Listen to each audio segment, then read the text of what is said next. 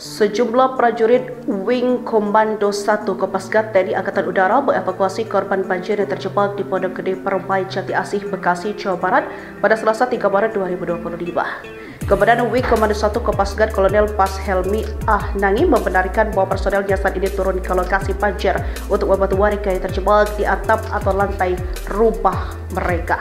Dalam proses evakuasi itu, Wing Komando 1 Kopasgat mengerahkan perahu karet, pelampung, serta berbagai alat pendukung lainnya. Selain itu, Helmi mengatakan seluruh pasukannya dengan cekatan menerjang banjir setinggi lebih dari 1 meter untuk masuk ke perumahan terdampak. Menggunakan perahu karet, mereka menelusuri setiap sudut permukiman guna mencari warga yang masih bertahan di rumahnya. Dan beberapa warga berhasil dievakuasi dari atap dan lantai 2 rumah mereka, lalu dibawa ke posko di pintu gerbang perumahan.